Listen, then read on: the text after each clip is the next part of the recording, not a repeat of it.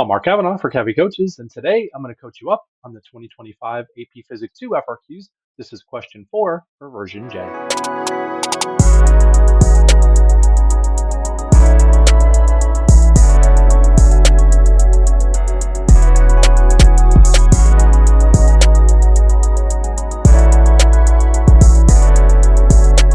In this video, we're going to talk about the AP Physics 2 FRQs from 2025. This is question 4, the qualitative quantitative translation question from version J. So in this problem, we're given a screen that has bright bands, and we have two slits that are in another screen where light is shining through.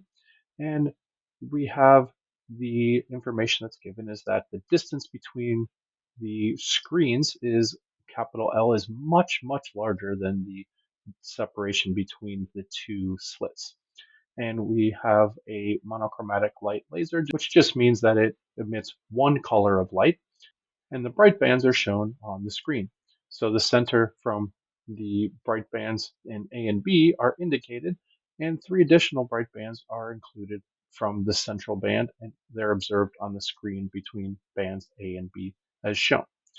So the student makes this claim that the distance between the center of band A and the center of the central bright band is smaller when using a laser that emits violet light than when using laser that emits red light.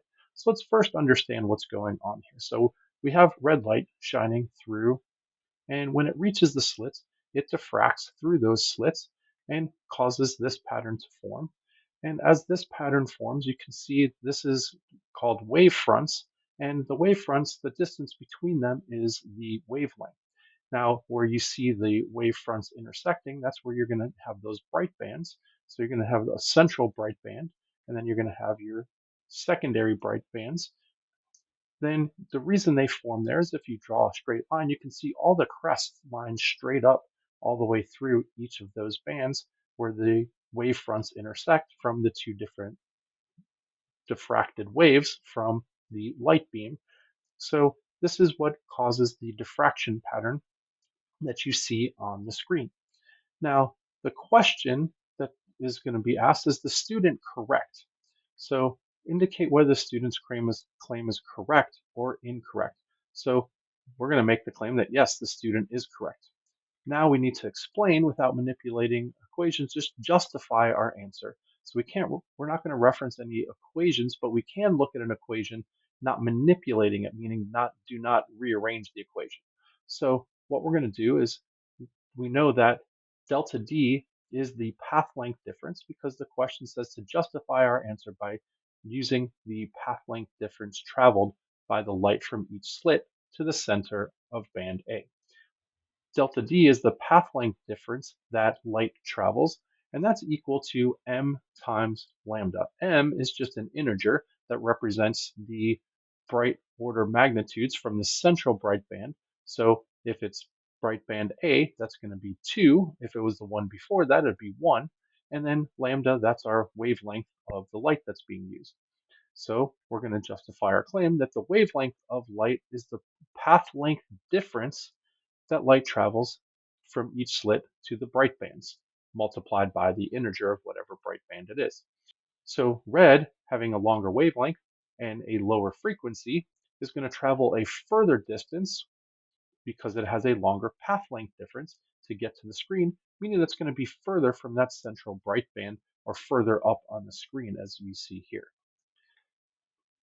Now, part B asks us to derive an expression for the distance between the centers of bright bands A and B when light of frequency F is emitted, and it tells us that we can only use D, L, and F and physical constants as appropriate. We want to begin our derivation by writing a fundamental physics principle or an equation from the reference information sheet. Well, we're going to go to our reference information sheet, and we have an equation for Young's double slit experiment, which is what this is.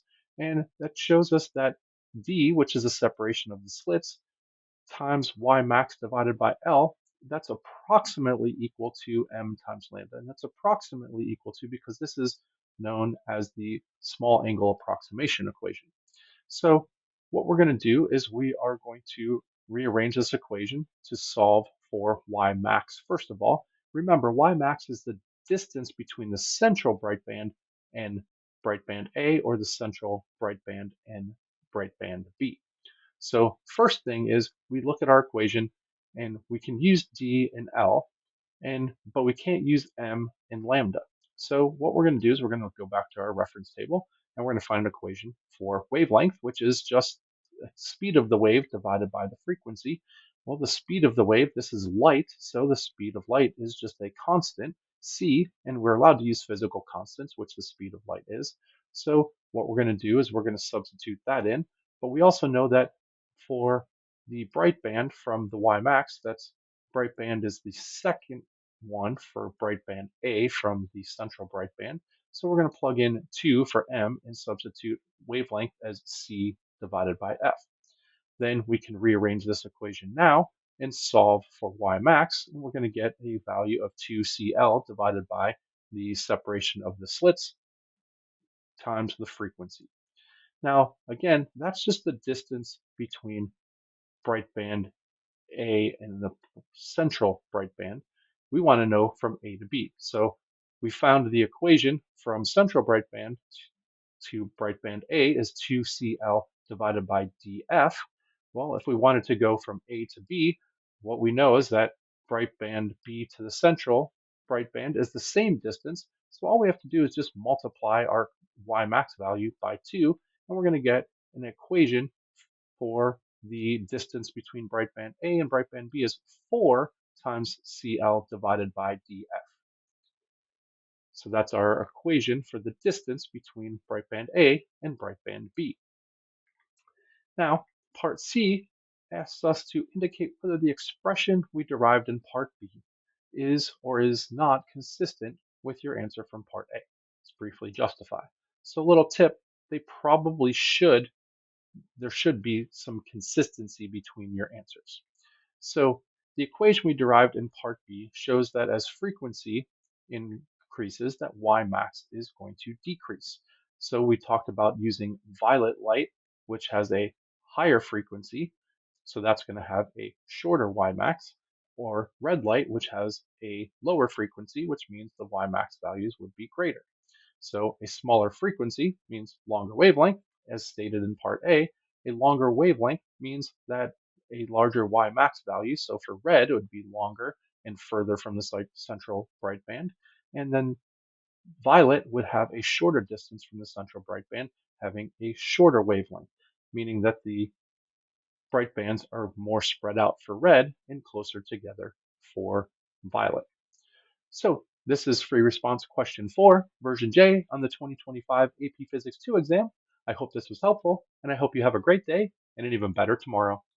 If you found this video helpful, click the like button down below, subscribe to my channel, Cabby Coaches, and follow me on Instagram and X at Cabby Coaches.